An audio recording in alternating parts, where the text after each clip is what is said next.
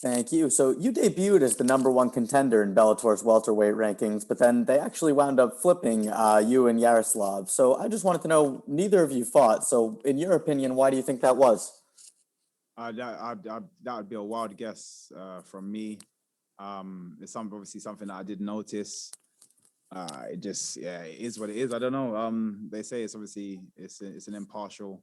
I guess they keep every time there's an event, they can keep kind of sitting back at the table and rediscuss what they had previously discussed. But I don't see why something like that would change, seeing as neither one of us have been active. I don't know. It's like I said, it's your guess is as good as mine. Fair enough. Well, best of luck on Friday. Thank you so much. Breeze, go ahead. Hey, Michael, this is Breeze with the MMA Breeze. I just wanted to ask, you obviously have created a lot of highlight reels for us. How are you looking to finish this next bout, and how would it be turn out ideally in your mind? Ideally, it'd be the fastest knockout in Bellator history. I don't get paid for overtime, so I want to go in there and just finish the job real quick. I'm gonna fight with a slightly different intensity level for this fight. So yeah, I do want to go in there and just I want it to be a bank robbery, in and out, a quick job. So for me, it's all about what comes afterwards. I want to stay fresh, stay fit, and then just get straight back in again after this fight. Gareth. Good evening, Michael from London. How are you? I'm good, Gareth. How you doing, bro? I'm good, thank you. Interestingly, you use the analogy of you want to get a bank robbery, obviously without anyone seeing you, like a ghost, get in and out, and he's asleep. Is having been there with you at your last fight, do you think that you didn't explode enough in your last fight, and you weren't as aggressive as you normally are? Is that the reason for that? No, not at all. It's more based on the opponent I have in Derek Anderson for my wanted to doctor my style slightly. But in the last fight, I wish I could have exploded. I wish I could have shown you guys a lot more. But as I said, the canvas was extremely slippery. It's actually something I'm skeptical of with this fight. As the last Bellator, when I was watching, near enough every athlete that did a head kick fell on the floor. Their back leg slipped away. So it's something that I'm cautious of for this one, and I've actually taken precautions during training. We actually had to make our canvas slippery and doctor my style to see if I can, kind of cope and adjust and still be MVP. So I've made those adjustments just in case, but hopefully, I go in there and the canvas is nowhere near as slippery as as it was, and I can actually be myself. Are you ever allowed to go in and put your feet on I know it's COVID, so you're probably not at the moment, but generally, are you allowed to go and test the canvas before you fight? Yeah, of course, but it differs. So you can go in there beforehand when it's dry and nothing's happened, no one's cleaned it or they cleaned it prior. But when there's bodies and there's sweat and people have been rolling all around it, and then they spray it again to clean it and so on and so forth, it gets, sometimes there's just random patches where that it just feels like an ice rink in there. And like I said, it was the main card that I watched. So I'm assuming, again, from the bodies and the people that were in there prior, that's the reason why, people are falling over and slipping still. But there is definitely something that they're doing. I mentioned this years and years ago, I think when I fought Nashon Burrell, and because again, I couldn't explode as well as I would have liked to in that fight. And I think it was probably about a year later that one of the Bellator staff members actually said they went into the cage and they realized, yeah, it was something that they were spraying on the canvas, and that's why it was slippery. But it took them ages to for it to kick in. So I feel like it would probably be the same thing, regardless of me saying these things and regardless of the evidence there of people slipping.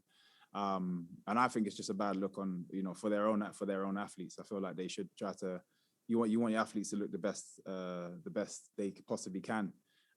So this is something that they should look into. Not completely overlooking Derek Anderson, because obviously everybody's a competitor in there. Will you be looking to be calling out to fight the winner of Douglas Lima and Amosov if you get through this on Friday night? Honestly, switched off. I don't care anymore. I've been calling him out ever since my fight with him. Obviously, I'm not entitled to have it straight away. Fair enough. But I've been very active, and he's had, 2 fights? This being his 3rd fight. I've had 4 or 5 fights. I don't even know. So yeah, I don't believe he's in any rush to be back in the cage with me. So my job is to just stay active. I couldn't care less anymore. I just want to win this fight. Whoever's available next, Bellator line them up, and I jump in back as soon as possible. Finally, Michael, what is it? I mean, I think you were on the BBC the other day. Was it Match of the Day? Yeah, Match of the Day Extra. Yeah. Just to explain to anyone listening in America, obviously Match of the Day is the biggest soccer show in the UK. What does it mean to you that mixed martial arts, Bellator, yourself, are now live on the BBC iPlayer, which is free and available to 70 million homes live? It's amazing, especially for the UK, the Europe. I think it's unbelievable. Even had they posted out one of my teammates, Norbert Naveni, and it's just good to see, like, for him, up and comer is definitely going to be taking that middleweight division by storm. It's just great to have that kind of platform to be pushed on, where we never had that before. When I first came in, we didn't have those kind of things, especially in the UK. It's mainly for the States. I just hope that this partnership stays. Again, we've seen a lot of partnerships with Bellator come and then go, and I'm hoping I think this is a great partnership, especially Showtime as well. I think they can do a lot in this with these 2 partnerships, and hopefully, it stays. Donald? Hi, Michael. I wanted to ask you a little bit more about the service. I'm sure you're obviously a big boxing fan as well, and this has been a big talking point this week with Billy Joe Saunders. He was asking for assurances on the size of the ring. This is a little bit different, is the issue that you have with Bellator. But did you ask the promotion for assurances that there would be a fix to that problem? Because stylistically, you of all people are the one who would suffer the most from having a slippery canvas. And actually, someone like Derek, weirdly enough, might actually benefit from having that sort of little advantage, you would say. Did you talk to people in the promotion, people in the matchmaking side, and say, we need to sort out this issue with the canvases? Because I did notice those issues with the people you mentioned a couple of weeks ago. Yeah. It's I've indirectly had these kind of conversations. Hopefully, now that I'm here, I can actually speak to them directly. I don't think it's necessarily going to be a fix for this event, which is why I took the precautions, that I have with my teammates and my coaches. I actually feel it's ridiculous that I even have to do things like that, making my own canvas slippery, which is incredibly dangerous, by the way.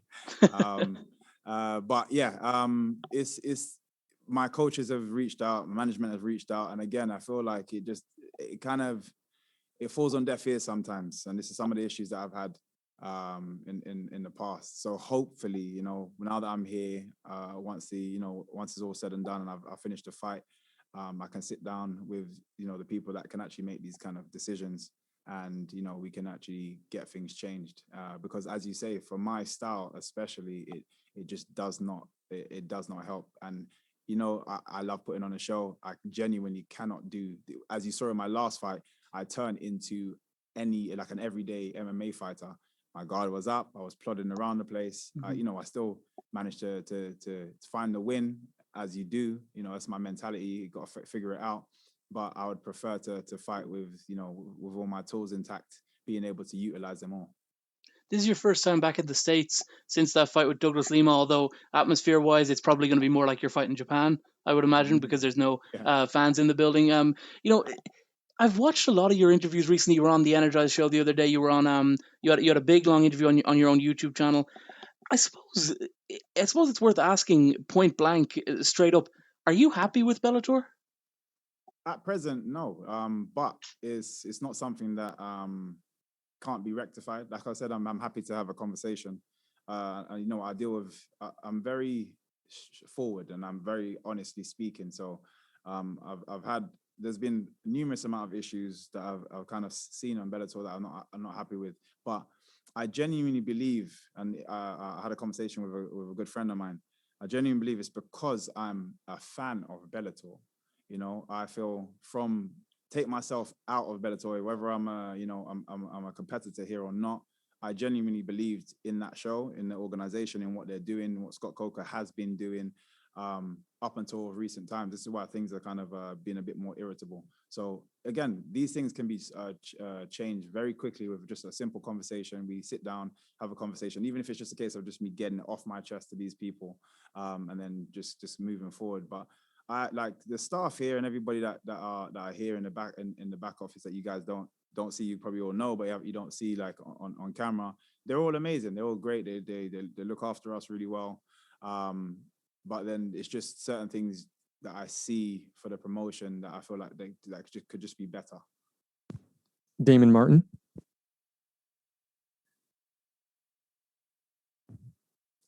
Damon, go ahead. Hey, Michael, in terms of what you're talking about, like your complaints, things that are going on with Bellator, can you get a little bit more specific in terms of the promotion side? Is it just you personally, or is it the organization as a whole as what you're seeing right now? Yeah, I feel it's the organization as a whole. Again, I'd prefer to have the conversation with Bellator first. Again, I've already kind of said my piece in my, a few interviews that I've had. I prefer to have a conversation now that I'm here. Have a conversation with the guys at Bellator, and then from there, if I still feel away, you'll definitely hear about it. Because like I said, I'll say it how I feel it, and that's always been me. Most of the time, I've been happy because everything's been going really well. But a few things I've noticed for just the promotion, not just personally, but just for multiple different for competitors and athletes that are on our show. So yeah, I want to just kind of air that out with them. Obviously, throughout your career, Michael, you've always gone out there and fought, but because of who you are, the name you've built, you're always a kind of a target of criticism. People saying, well, he doesn't fight the top competition, or he doesn't do this, he doesn't do that. You talked about the title, you've kind of put that out of your mind, and you're just out there fighting. Is it kind of the same way with the critics? Do you even pay attention to that kind of stuff anymore? Oh no, not at all. Everyone's a bit repetitive. It's a bit of a broken record. They're saying exactly the same thing, so there's nothing to really pay attention to anymore. There's nothing creative about what anybody's saying, and a lot of the times it's usually very average fans that only know a few people. I've seen comments like, "Oh yeah, you're fighting Cans, well you should be fighting Conor McGregor," and it's like, well, I already know you don't watch the sport well enough to know that we're not in the same weight division, although he does come out, and we're not in the same show. So again, it's a lot of these kind of people that will flood your page, but it doesn't bother me at all. I enjoy what I do. I get to do what I do for a living. I get to train with some amazing people, coached by some of the best people that I've could ever coach in the world, and I'm just enjoying life. It does not bother me at all. And last one for me, Michael, you're a guy who has crossed over. You've done boxing. I think we talked before your last boxing bout. You've seen lately the hype around MMA fighters crossing over into boxing, this whole Jake Paul thing. I want to get your opinion on that as a guy who actually has done boxing and actually has found success in boxing. What do you think about all the MMA fighters either talking about, do you feel like it's just a big payday thing, or would you like to see, like, in terms of the opportunity of guys crossing over and getting paid, like, because you're a guy who's actually done it and done it successfully? Mm-hmm. Yeah, no, it's definitely for the most part of recent, especially the more high profile fights. It's definitely a big payday. The likes of Jake Paul, Logan Paul, they bring a massive audience wherever they go. Doesn't matter what they could talk about doing entering a breakdance competition, and you'll see a lot of people watching and tuning into breakdance. That's just what you have to give them props in terms of the fan base that they have created. And again, now that everyone's kind of interested in combat, which is technically good, it's a good deal for a lot of up and coming athletes. They could be headlining on a show, and you have credible athletes underneath them that will now be seen by a lot of new fans, and it's great for them. And like I said, it is definitely a payday. In terms of like the opponents that are going over to fight, that's a different question. I feel like there could be better opponents, a bit more. I find there's a lot more MMA fighters that are better at boxing that could be going over and doing the same thing, but maybe not have the same, maybe not make the same noise, or again, because it's all about numbers. So we'll see. Hopefully, you'll see a few more credible MMA fighters that are actually good with their stand-up as well, that can go over and actually make an actual impact. Giancarlo. Hi, Michael. Hope you're doing well. This fight is a catchweight bout, and we also saw like Paul Daly and Smail Masi fight in their catchweight bout. Are these kind of fights appealing to you, or would you be even open to moving up to middleweight in the future? Maybe in future. I'm happy down here now. I'm just glad I get paid enough money to pay my opponent to just shut up and take whatever weight that I want. And final one for me, assuming you're able to get past in this fight, get the win, and Scott Coker were to sit down with you and offer you the title shot against the winner of Amosov and Lima, how do you see that fight playing out? That fight? You say that their fight playing out? Or Yeah, their fight. Yeah. So their fight, yeah, you know what? Amosov, as everybody's seen, he's an amazing athlete, man. He's very well rounded, great stand up, great, great takedowns, great takedown defense, as we've seen with the Logan Story fight as well. It's a difficult one. I feel like he's a bit too undersized for Lima. I feel like he's going to struggle to take Lima down. Again, due to the size and Lima's strength, and because of the height difference, he's going to have to be a bit more in the pocket, which means he's going to be liable for those leg kicks as well. I think if he does get Lima down, Lima's got an amazing butterfly that he's caught everybody bar Rory McDonald with. So keeping him on the floor is going to be difficult. So in my opinion, I think it goes more to, it sways more in Lima's favor. But it doesn't take anything away from Amosov. I think I genuinely believe he's a great mixed martial artist altogether. All right, last one here, Nick. Hey, Michael. Considering all that you've done in Bellator, you've been in the promotion for about 7 years. I believe you have a 14-1 record in Bellator. Is it kind of surprising that you have yet to fight for the Bellator welterweight title? Yes, yeah, definitely. It is what it is. My journey is my journey. It's gone the way it's gone. There's been chances. Don't get me wrong. Obviously, even just being in the tournament, it was because I lost. I had a chance to win the tournament and actually fight for the belt as well. I was one fight away from that. It is what it is. Everyone kind of falls on whatever path they fall on, but hopefully that will turn around. In fact, that definitely will turn around this year.